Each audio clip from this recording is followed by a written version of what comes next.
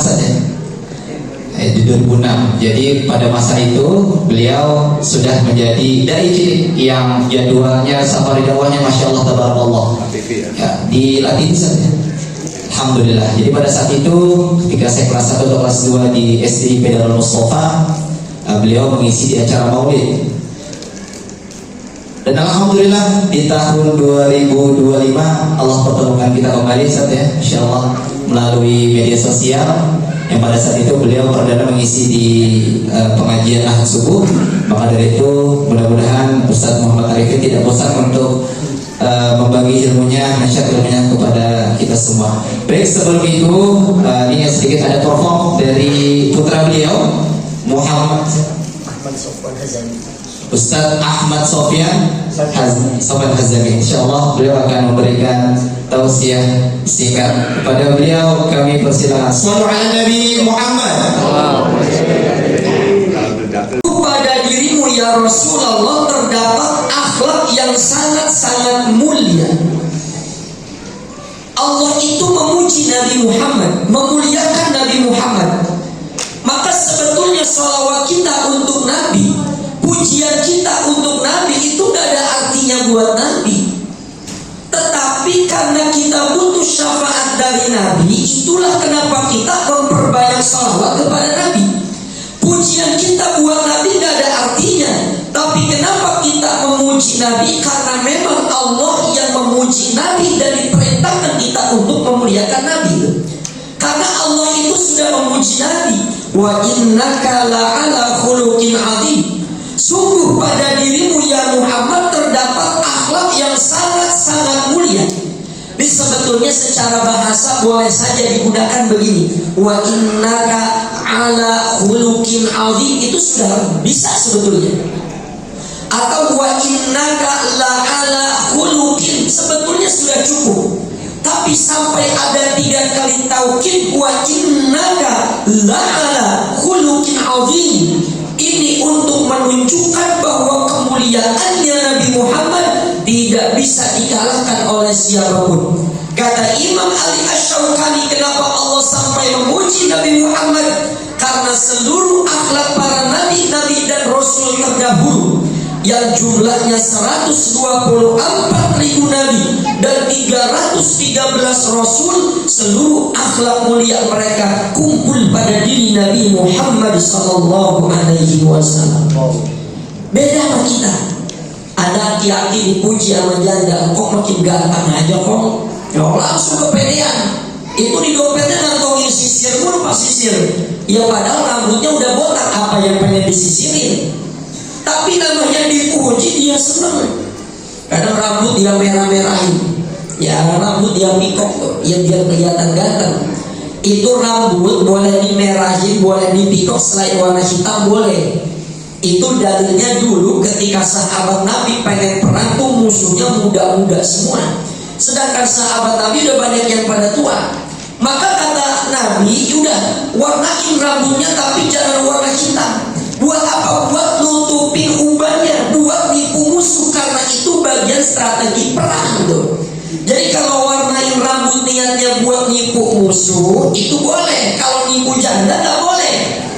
Makanya ibu kalau suaminya pengen keluar rumah, bilangin, Pak, baca doa Bismillahirrahmanirrahim, la haula wala quwata illa billah. Sebab sekarang cabai-cabai yang zaman sekarang ganas-ganas banget bu.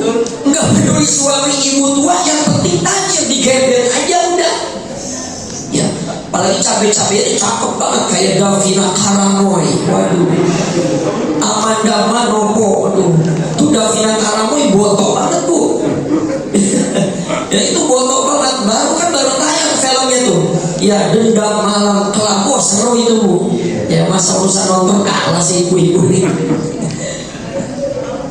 Dipuji, ibu-ibu dipuji, seneng banget pak. Emak paling seneng dipuji. Apalagi kalau mama suka nanya, ya katanya, Pak, aku nih gemuk apa kurus? Tuh mama nanya begitu mulu. Ya, istri di rumah sama, aku nih kurus apa gemuk? Dia mah gak pengen dibilang gemuk pak. Ya walaupun timbangannya 80 kilo, bilang aja kurus, sudah adem kepala. Ya. Jadi pengennya dibilang kurus aja kurus. Emak-emak dipuji langsung ngaca. Ya, habis mandi dia mengaca, nanti pakai make up dia ngaca, pakai lipstick dia ngaca. Lipstiknya Mirabella, Wardah, kalau yang murah 15.000, begitu dia minum nempel di gelas. Ya, belum nanti pakai sifat alis tuh. Kalau nenek kita dulu tuh kalau pakai sifat alis pakai ludah dia dulu, Bu. Ya pakai sifat alis dia meret dulu, dia ludahi baru dia pakai sifat alis, katanya biar keren. Ngaca tuh mama. Nanti dia pengen berangkat ngaji, dia ngaca lagi. Naik motor ada kaca spionnya, ngaca dia.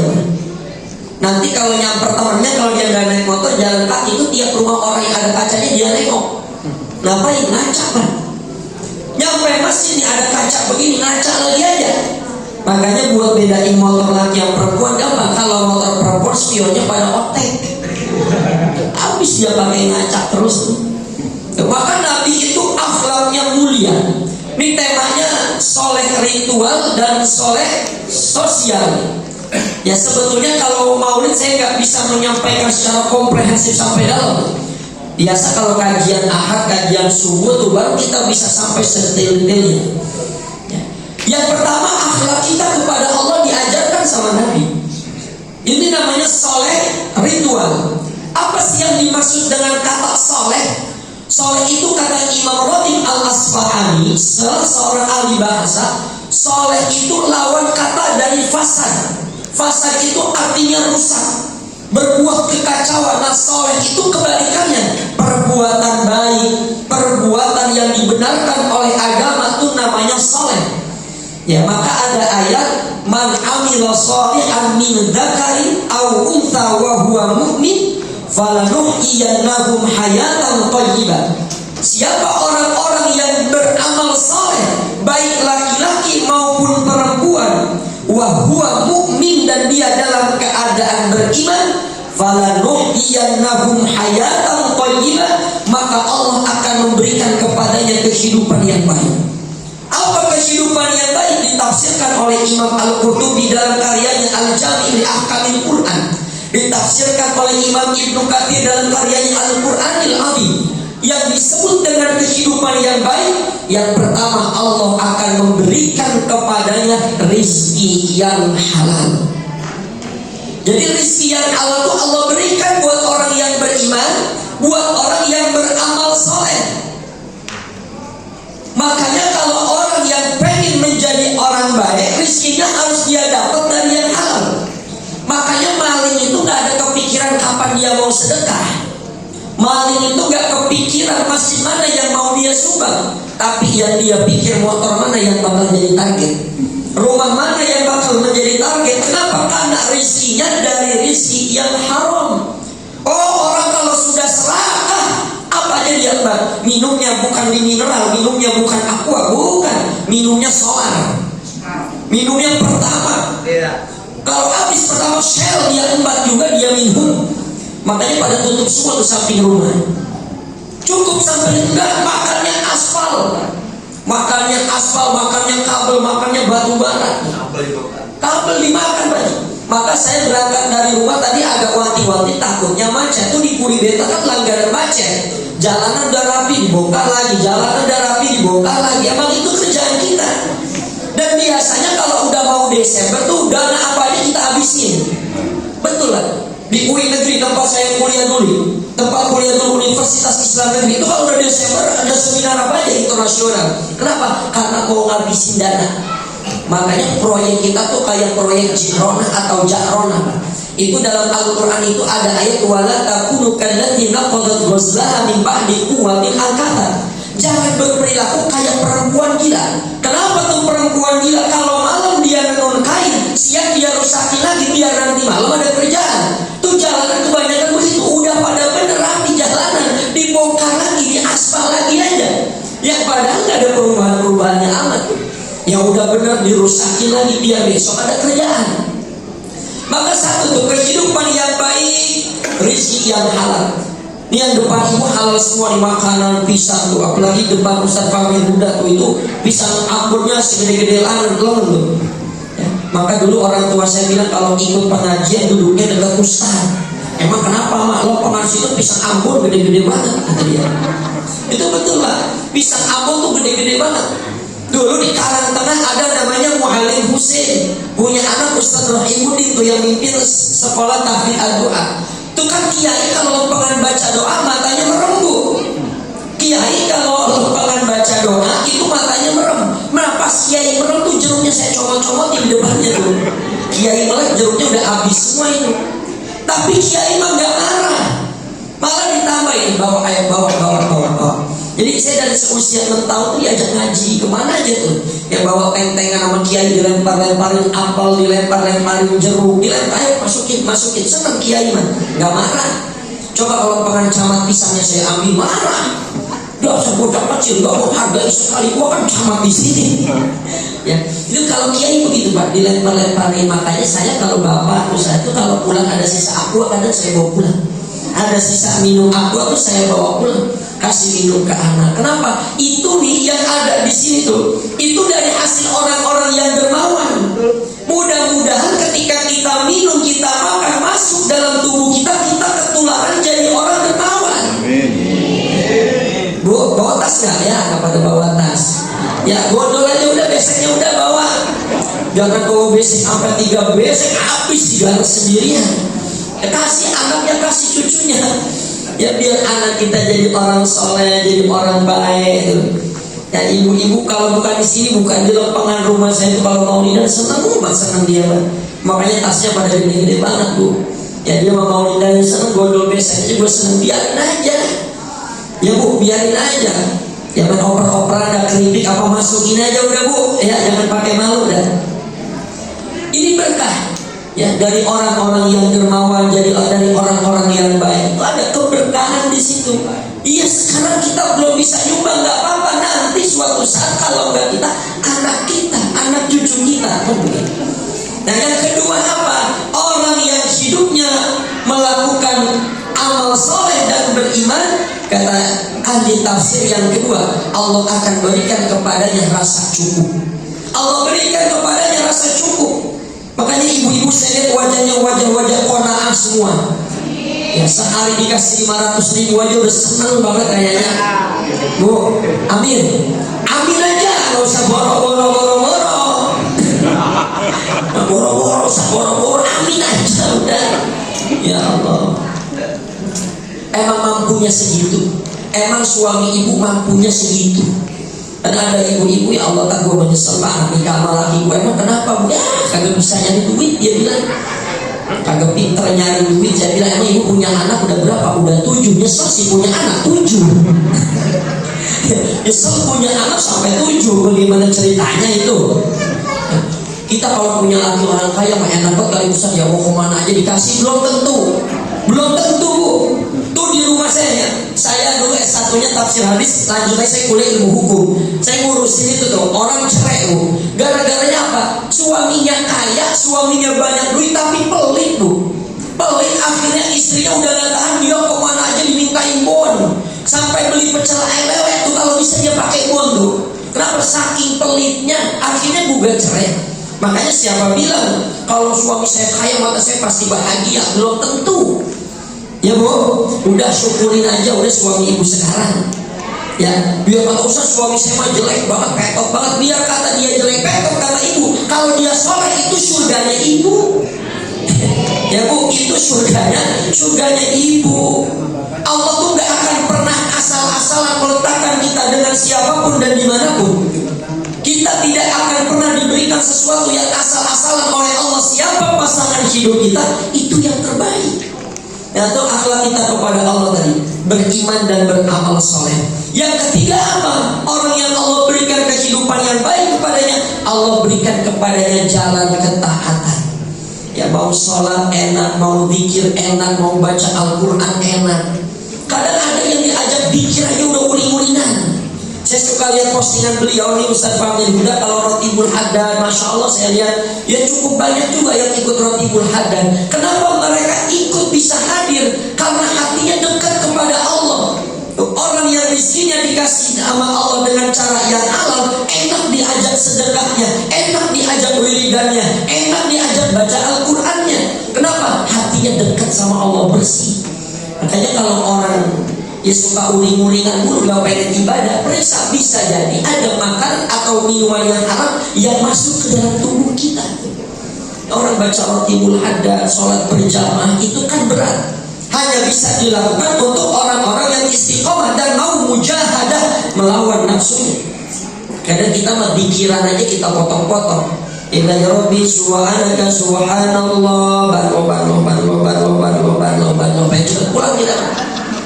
Subhanallah bihamdihi daiman hamdan rabbil alamin ala kulli halin wa fi kulli halin wa ni'matin katsiratin Allahu akbar. Itu tipe kita. Itu tipe kita. Akhlak kita kepada Allah itu kurang. Makanya Nabi itu dalam kitab Riyadhus Shalihin dalam banyak riwayat, saya baru masuk bab itu. Ya di plaza itu baru masuk bab Riyadhus Shalihin. Bab mujahadah itu Nabi sampai kaki beliau bengkak-bengkak karena rajin sujud kepada Allah. Ya. Tapi bukan setiap orang yang kakinya bengkak berarti rajin sujud. Enggak tentu juga, Bu. Ada yang mati, ada yang asam urat. Ya, itu ketika saya cari tafsiran ayat, ya, ada ayat itu bahwa nanti orang-orang yang rajin sujud itu apa? Min atharis sujud. Simahum fi wujuhihim min atharis sujud. Bekas sujud itu dalam tafsiran, dalam hampir semua kitab tafsir, bukan berarti jidahnya hitam, bukan. Meskipun kalau ada yang jidah hitam terus kita ponis jidah itu hitam rajin sujud, ya enggak juga.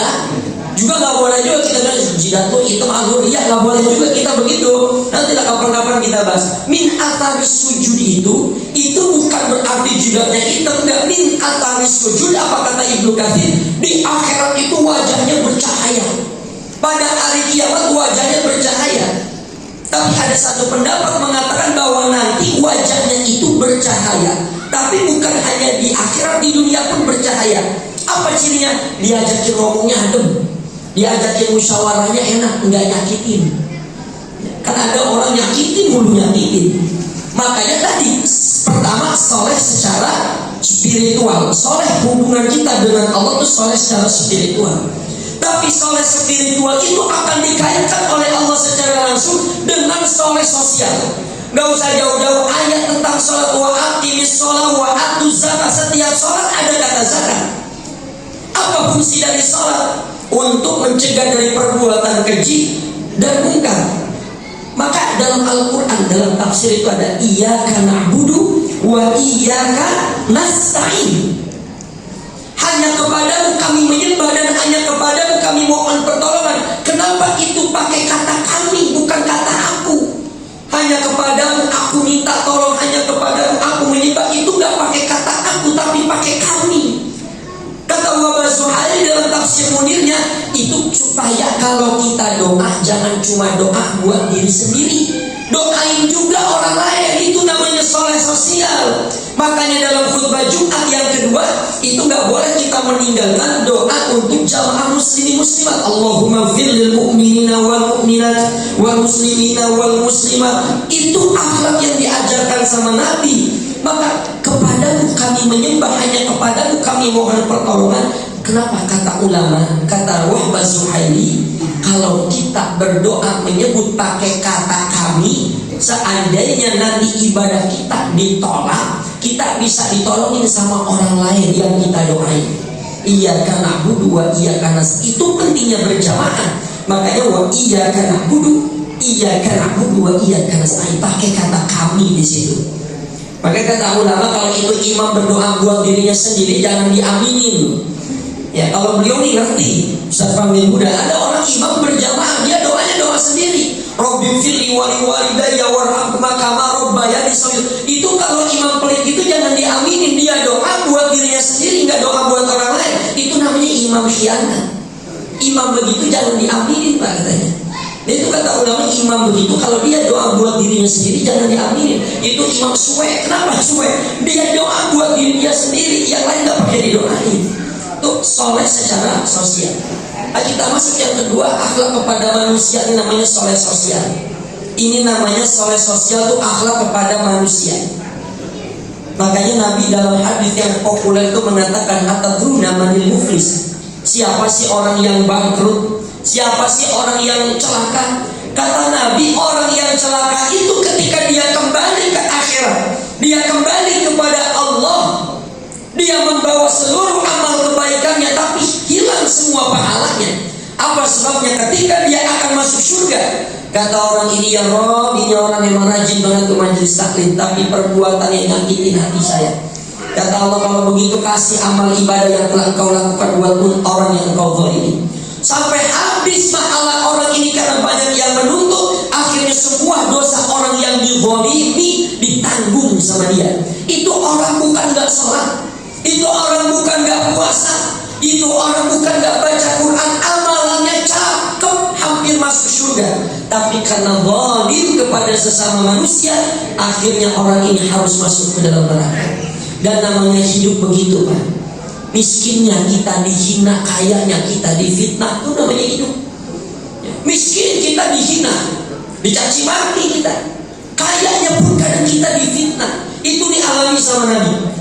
Turun surah Al-Hijr, walaqad na'lamu annaka yadhiqu sadruka bima yaqulun. Kami tahu ya Muhammad, sempit dadamu, sesak dadamu disebabkan caci maki orang-orang di sana, dicaci maki sama orang-orang kafir. Bagaimana cara menyikapinya? Fasabbih bihamdi rabbika wa kum minas sajidin.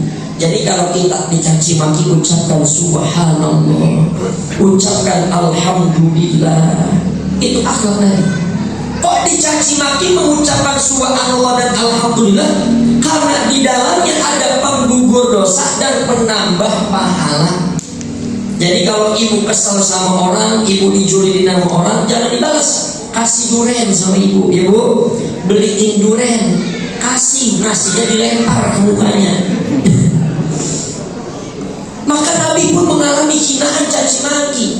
Orang kalau kaya lah, itu dipuji. Kalau miskin, kita lagi kumpul begini, udah gak punya duit, kita kumpulkan tuh lagi habis caci maki sama orang.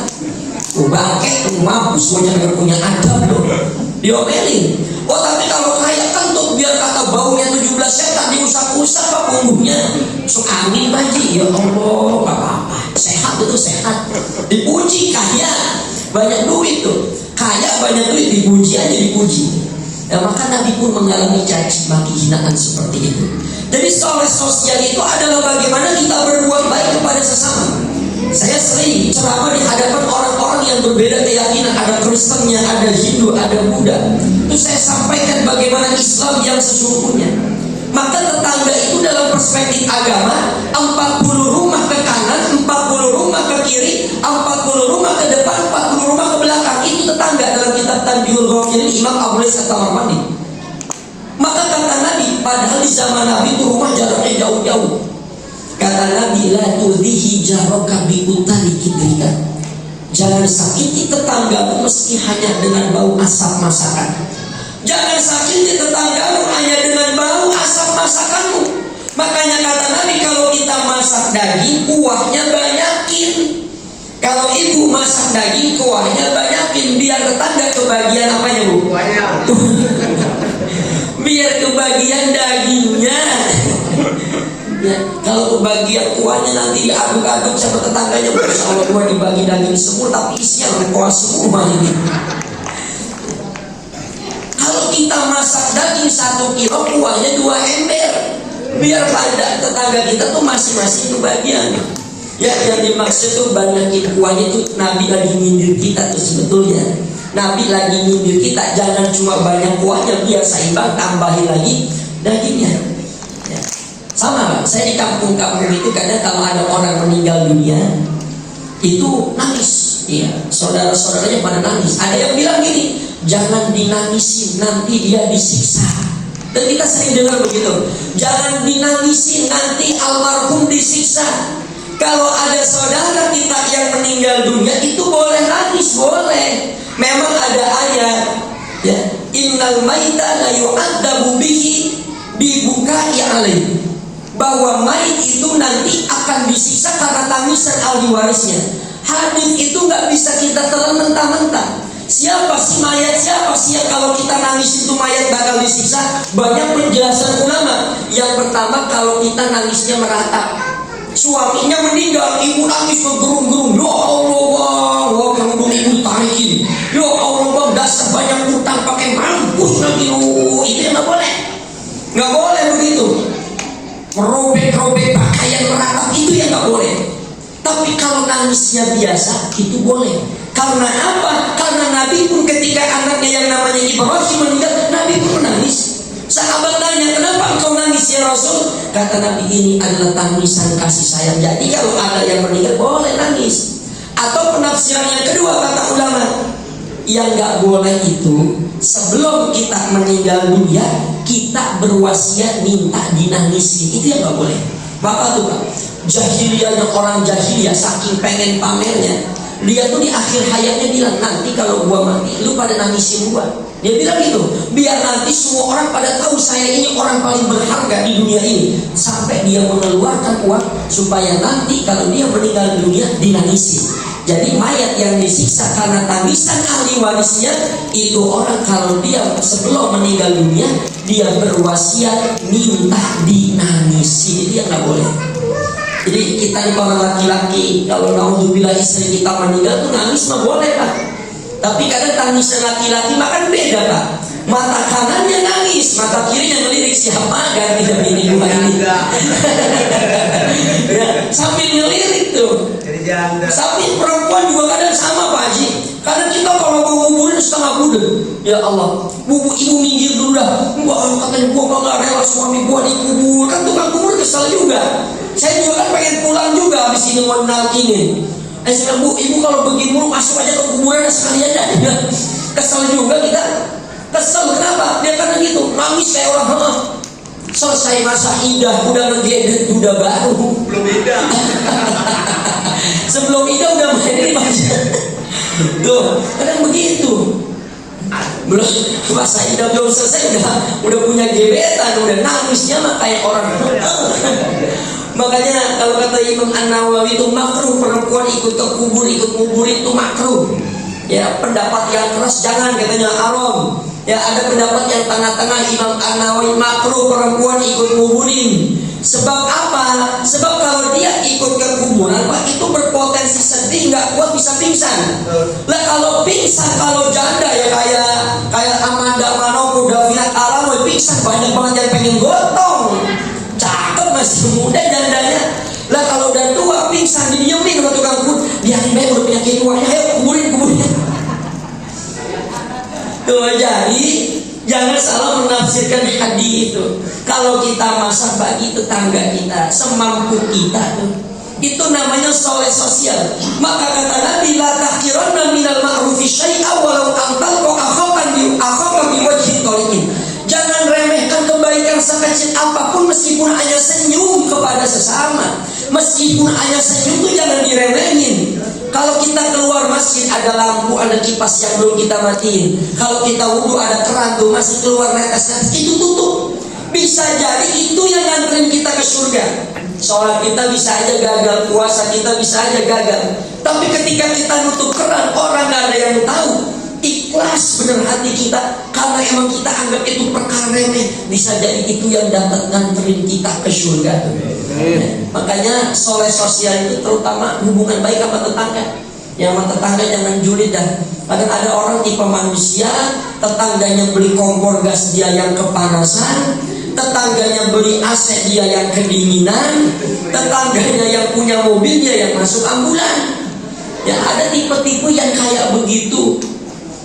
Udah, hidup mah jangan ukur ukuran orang, ya. Hidup mah lihat apa kemampuan kita. Kan hidup yang bikin kita capek karena kita banyak kemauan tapi nggak sesuai sama kemampuan. Tuh yang bikin hidup kita capek.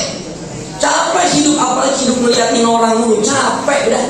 Makanya urusan dunia lihat ke atas, urusan dunia lihat ke bawah, akhirat lihatnya ke atas, dunia lihatnya ke bawah. Alhamdulillah kita masih bersyukur bisa kumpul di maulid ini. Banyak orang yang gak Allah berikan kenikmatan beribadah. Banyak orang yang gak Allah berikan kenikmatan berzikir, nikmat baca Al-Quran, gak ada. Kenapa Allah cabut kenikmatan itu dari hidupnya? Nah kita alhamdulillah masih bisa kumpul di sini. Maka sama tetangga saling akur, jangan saling juli. Karena kata Nabi, mazala yusini Jibril biljan hatta dhanantu annahu sayubarritu. Jibril itu seringkali berwasiat kepadaku tentang masalah tetangga. Sampai aku mengira kalau di antara kami ada yang meninggal, itu tetangga kita kebagian warisan.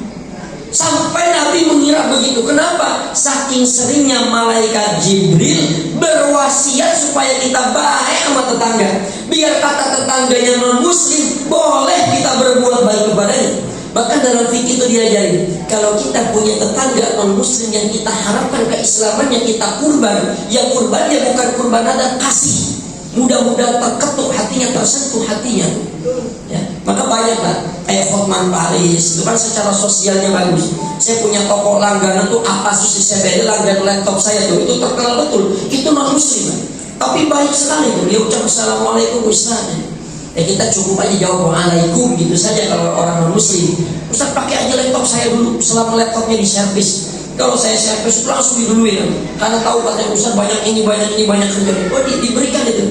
Itu akhlaknya cakep tuh, tinggal kita doakan ya Allah berikan hidayah kepada dia begitu. Makanya jangan sampai kita hijrah, motornya hijrah, pengajian. Satu sisi dia hijrah, pada sisi lain mengkafirkan orang. Ya. Hijrah itu cakep Pak, pemuda pengen hijrah, tapi jangan mengkafir-kafirkan orang yang tiap hari orang masih syahadat tapi masih mudah dikafir-kafirkan olehnya. Nah maka itu berbuat baik kepada tetangga, berbuat baik kepada sesama. Jangan sampai kita jadi orang muflis, jangan sampai kita jadi orang yang bangkrut. Karena dimensi ibadah yang hubungannya dengan Allah, maka harus kita terapkan dalam kehidupan sosial. Maka kata Imam Ibn Qayyim, jangan pernah remehkan kebaikan apapun. Bisa jadi ketika kita tertidur banyak doa yang tertanam untuk kita. Dari siapa? Dari orang-orang yang dulu pernah kita tolongi. Dari dulu orang yang pernah kita berbuat baik kepadanya, kita lupa tapi dia masih ingat dengan kebaikan kita. Itu tuh yang akan senantiasa mendoakan kita. Nah, maka jangan remehkan kebaikan sekecil apapun. Maka jaga lisan. Jaga lisan. Terutama lisan. Orang banyak masuk neraka itu karena lisan. Maka kata Nabi dikatakan idza asbahu ibnu Adam, kalau sudah datang pagi hari, fa inna a'dha'a kullaha tukaffiru lisan. Seluruh anggota tubuhnya mencaci maki lisannya. Apa kata anggota tubuh kita kepada lisan? Hai lisan, ittaqillaha fina, bertakwalah engkau kepada Allah. Sebab kami ini keselamatannya bagaimana engkau? Fa in istaqamta istaqamna, kalau engkau istiqomah selamat dalam kebaikan maka kami akan selamat. Wa in iwajajna, kalau engkau celaka maka kami pun akan celaka. Itu kata seluruh anggota tubuh kita kepada lisan. Jam berapa? Bentar saya udah berapa lama ini? Gak usah lama-lama. Belum 1 jam. Ya 10 menit lagi Bu ya, biar 10:30 selesai dah. Ini masalahnya di masjid perumahan begini saja. Saya kalau ceramah di perumahan rada-rada kagok juga namanya. Takutnya pada capek, pada lelah gitu ya. Ya malam takutnya kalau kelamaan kan jadi bahan omongan juga Pak Ji. Ustaz suwe banget ceramah video sini belum kelar, takutnya begitu doang ya gitu. Ya Ustaznya dikata suwe. Makanya saya kalau khutbah Jumat nggak lama-lama. Khutbah Jumat maksimal 15 menit. Khutbah Jumat maksimal 15 menit, jangan lama-lama. Mau amplopnya 1 juta, 2.500.000, khutbah Jumat 15 menit aja udah. Itu termasuk sama khutbah kedua. Kalau lebih dari itu, apa kata ulama? Kalau ada orang khutbah Jumat lebih dari 15 menit, itu orang apa? Ya dulu alal jahil lagi nunjukin kebodohannya. Ya, jadi jangan khutbah 20 menit. Khutbah kedua 10 menit. Kenapa? Khutbah kedua doanya pakai nangis. Ya Allah ya Tuhan kami, nggak usah pakai begitu dah. Khutbah kedua masih singkat aja. Ya orang nangis bukan karena nangis ikut dia sedih nangis, bukan. Udah pegel kakinya sempat bertarbu. Ya Allah khutbah jangan lama-lama udah. Tarkul adawa, ninggalin adat dikeselin orang. Nih kalau di sini selesai 10:30, saya selesai jam 11 dikeselin orang. Dikeselin orang itu pun bagian daripada soleh sosial. Ya. Tapi dari tadi saya lihat kakinya belum pada gonta-ganti, belum, berarti masih pada anteng. Nah kalau jamaah kakinya udah gonta-ganti, itu tandanya saya suruh berhenti. Ya Bu, ya selonjoran aja udah. Sempurna. Maka enaknya kalau masjidnya kecil gini itu sangat enak. Ya nyender pun kita enak gitu. Kalau masjid kecil minimalis begini, biar kata jamaahnya sedikit, kelihatannya banyak aja udah. Kelihatannya banyak. Ini mah banyak tuh. Di Plaza saya mulai dari tahun 2000 berapa? 2021 itu. Ngaji dari Arba'in Nawawi sampai Riyadhus itu jamaah dari 3 orang, dari 4 orang sampai ke 8 orang. Sampai 15 orang udah alhamdulillah banget lah. Sampai maulid kemarin saya motong kambing, saya bagi ke jamaah sana aja karena jamaahnya sedikit. Itu bawa 25 bawa isinya kambing, itu pakai nyisa 5 biji. Karena jamaahnya sedikit banget. Nyisa 5 biji, akhirnya security ke bagian 2, yang jaga parkir ke bagian 2, yang satu sampai ikut pulang lagi ke rumah. Karena jamaahnya sedikit. Ya itulah suka dukanya memakmurkan masjid itu memang begitu. Maka kalau DKM Masjid Nurul Huda mengajak ke masjid, itu bukan dia merasa benar, merasa pintar, bukan. Itu bagian dari soleh sosial. Kenapa? Dia pengen bukan cuma rombongan masjid ini aja yang masuk surga, tapi warga yang sekitar masjid ini pun ikut sama-sama masuk dalam surga. Itu tujuannya. Kalau ada orang minta dana, minta sumbangan buat maulid, buat masjid, itu bukan dia minta, hakikatnya lagi ngajak kita untuk sama-sama masuk ke surga. Nggak boleh kita bilang, kalau kagak ada gua nih masjid nih, berhenti pengajian, orang kagak ada duitnya. Nggak boleh kita ngomong begitu. Sebab apa? Nanti Allah akan menurunkan para donatur-donatur yang lain. Jadi itu pun bagian dari soleh sosial. Kadang ada orang kita ketok pintu rumahnya, kita harap itu orang keluar, kita meminta sumbangan. Yang dicari emaknya, yang keluar anaknya. Assalamualaikum, waalaikumsalam. Bilangin sama Pak Haji, bilangin emak lagi kagak ada. Bilangin. Ayah, waalaikumsalam. Kenapa Pak Haji? Emak ada toh, emak ada. Barusan kata emak di dalam, emak lagi kagak ada Pak Haji. Kan ketawa tuh emaknya lagi di dalam. Jujur, yang disuruh emaknya, yang keluar anaknya. Maka bagian daripada soleh sosial itu begitu. Makanan, minuman yang disuguhkan pada malam hari ini itu adalah bagian daripada kesolehan sosial. Banyak orang yang hubungannya cakep sama Allah, tapi jelek hubungannya kepada sesama manusia. Maka kenapa Nabi diutus, misi pertamanya adalah akhlak. Apa maknanya? Secakap apapun itu orang, seganteng apapun itu manusia, biar kata omongannya benar, tapi kalau enggak akhlak, menyampaikannya tidak dengan akhlak, dia bakal ditinggal sama orang. Kenapa? Ucapannya benar, yang ditolak bukan kebenarannya, tapi yang ditolak cara menyampaikannya. Kan banyak orang ngomong gini, tuh orang sebenarnya ilmunya cakep, pinter, cuma gue kagak demen aja sama sifatnya. Nah itu yang gak didemenin tuh sifatnya, bukan karena ilmunya bercakep. Dia tuh orang cakep bener tuh, ilmunya pinter, cuma teknik aja lagunya. Kenapa? Yang dikeselin lagunya, yang dikeselin akhlaknya. Maka Nabi ketika diutus ke muka bumi itu, yang pertama kali akhlak. Dari mana kita mulai akhlak? Dari lingkungan keluarga. Kata Nabi, khairukum li ahli. Sebaik-baiknya kalian adalah kalian yang baik sama keluarganya. Wa ana khairukum li ahli, dan aku adalah orang yang paling baik sama keluargaku. Jadi orang tuh takaran baik atau buruknya dimulai dari lingkungan rumah, dimulai dari keluarganya. Biar kata tuh orang di al-karomin wal muhtaromin, itu kalau diciumin tangannya di mana-mana, dihormati, dimuliakan. Kalau di rumahnya nggak baik, itu istrinya bisa mainin bibirnya, gayanya doang di luar begitu. Ya, kita kan kelihatan baik, cakep, kadang lagi di luar doang Pak. Di rumah mah PA lagi aja kita. PA lagi aja kita. Karena yang tahu sifat kita tuh keluarga kita. Maka itu kata Nabi, ana khairukum li ahli. Aku adalah orang yang paling baik sama keluarga itu, dimulai dari keluarga.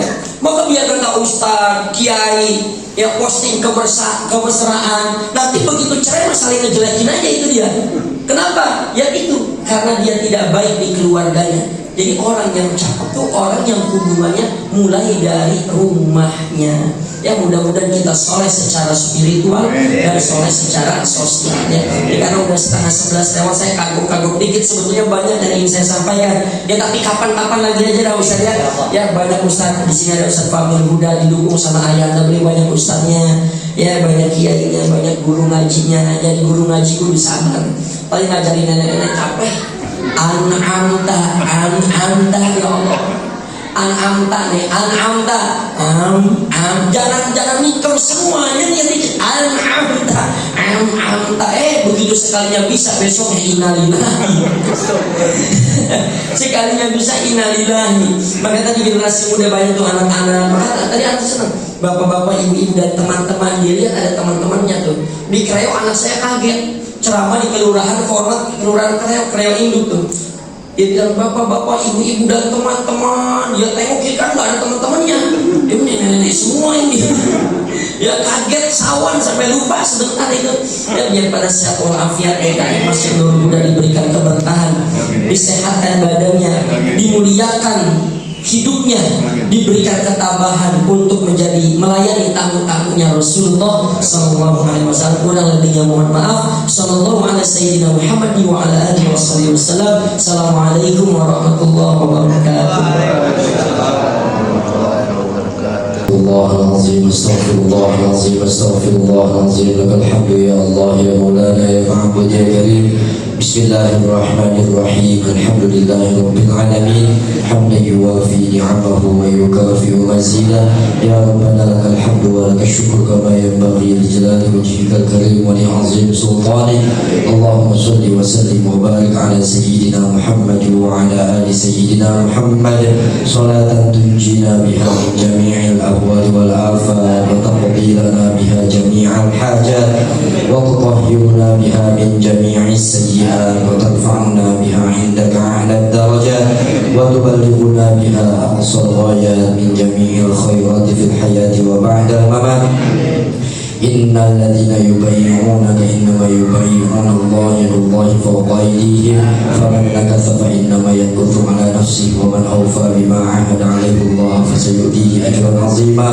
اللهم اغفر لنا ذنوبنا ولوالدينا ولمشايخنا ولمعلمينا ولمن له حق علينا ولمن أحب وأحسن إلينا وللحاضرين ولكافة المسلمين أجمعين اللهم أعنا على ذكرك وشكرك وحسن عبادتك اللهم اجعل جمعنا هذا جمعا مرحوما وتفرقنا من بعده تفرقا معصوما ولا تجعل معنا ولا فينا شقيا أو محروما اللهم لا تدع لنا في مقامنا هذا ذنبا إلا غفرته ولا عيبا إلا سترته ولا مريضا إلا شفيته ولا حاجة من حوائج الدنيا والآخرة إلا قضيتها ويسرتها برحمتك يا أرحم الراحمين ربنا هب لنا من أزواجنا وذرياتنا قرة أعين واجعلنا للمتقين إماما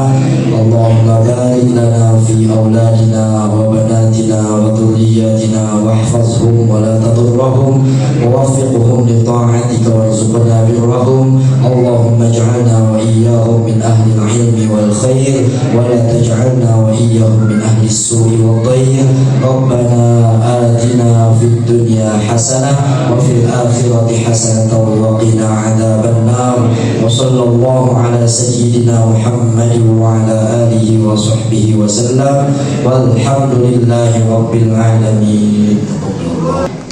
Dengan berakhirnya doa tadi, maka berakhirlah seluruh rangkaian acara kita pada malam hari ini. Mudah-mudahan apa yang kita dengar, kita simak tadi yang disampaikan oleh guru kita, mudah-mudahan kita dapat mengaplikasikan dalam kehidupan kita sehari-hari, dan mudah-mudahan dengan berkah malam ini kita mendapatkan ridha Allah Subhanahu wa taala, dan nanti di akhirat kita mendapatkan syafaat dari Nabi besar Muhammad sallallahu alaihi wasallam. Amin ya rabbal alamin. Untuk itu marilah kita sama-sama menutup acara kita dengan sama-sama melafazkan hamdah alhamdulillah rabbil alamin. Sekian dari kami MC. Allahumma fi aqwamit thariq wa nasbil rasyad. Assalamualaikum warahmatullahi wabarakatuh. Waalaikumsalam.